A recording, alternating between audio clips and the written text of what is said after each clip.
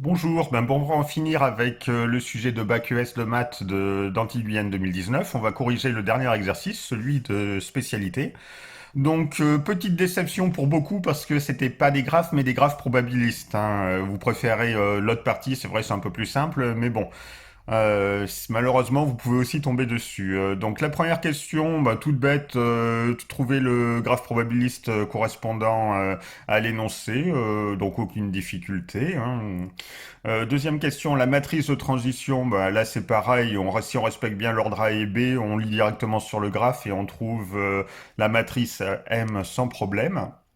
Troisième question, trouver P2. Alors je vous rappelle quand même le cours, hein, c'est une question de cours ça, que Pn c'est P0 fois M puissance n.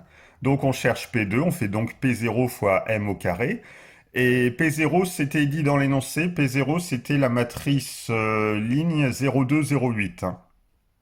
Du coup, à la calculatrice, on trouve P2, c'est la matrice ligne 0552, 0448. Voilà. La quatrième question, le petit a, c'est l'état stable. Alors pour l'état stable, il y a plusieurs solutions. Soit vous savez vraiment pas comment le trouver à l'aide du calcul. Donc dans ce cas-là, vous pouvez faire la calculatrice P puissance 30 et ça vous donnera une bonne valeur de l'état stable. Normalement, ça marche à coup sûr.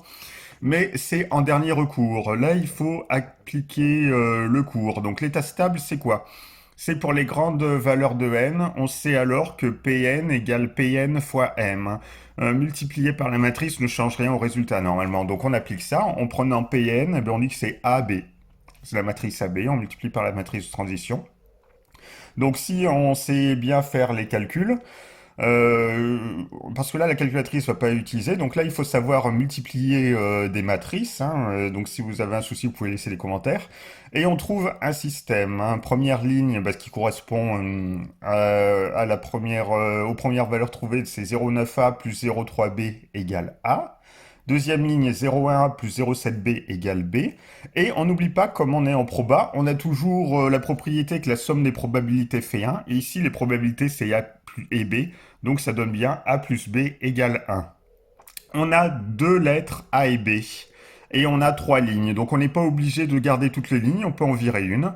On peut virer la deuxième ligne par exemple et on retrouve bien le système qui était donné dans l'énoncé, hein, Donc on trouve bien 0,9A plus 0,3B égale A et A plus B égale 1 qu'on peut commencer à résoudre si on passe tous les A du même côté, hein. Ça fait bien 0,9A moins A plus 0,3B égale 1, ce qui donne au final moins 0,1A plus 0,3B égale 0, plus égal A puisqu'on l'a fait passer de l'autre côté. Voilà, et on trouve bien du coup ce qui a été demandé.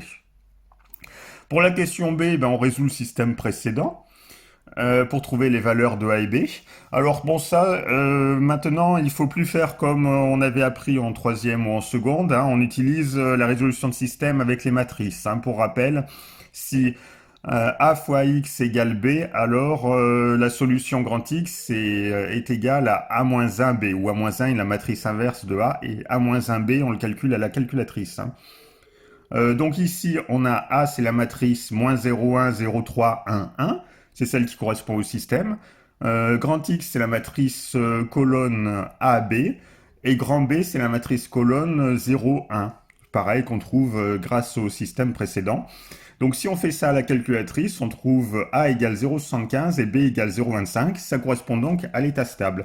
Ce qui veut dire qu'au bout d'un grand nombre d'années, il y aura 75% des jeunes de 12-18 ans, je crois que c'est les jeunes de 12-18 ans, dans la ville qui seront abonnés, qui auront la carte, hein. Voilà. Donc, et ça conclut la partie A. La partie B est relativement courte. Il y a un algorithme à compléter. Donc, ce qu'il faut compléter, c'est tant que A inférieur à 0,7 faire, puisque 0,7, puisqu'on voulait 70%. Donc, n'oubliez pas, faut pas le laisser en pourcentage, hein. Faut mettre la valeur décimale. A prend la valeur 0,6A plus 0,3, ça c'était dit dans l'énoncé. Et n prend la valeur n plus 1. À chaque fois qu'on fait un calcul, on augmente d'un la valeur de n, puisque n c'est le nombre d'années. Si on exécute cet algorithme, alors vous pouvez aussi aller dans le menu récure des Casio, c'est assez bien adapté pour répondre à ce genre de questions. Normalement, si on fait pas d'erreur, on trouve n égale 5. Donc c'est le nombre d'années qu'il faut pour atteindre l'objectif de la mairie, c'est-à-dire avoir au moins 70% des jeunes qui ont la carte. Donc ça sera, comme on partait en 2018, ça sera donc 2023. Donc voilà, j'espère que tout se passera bien pour vous demain matin pour les maths, hein, et que le reste de la semaine s'est bien passé. Et puis je vous souhaite de bonnes vacances.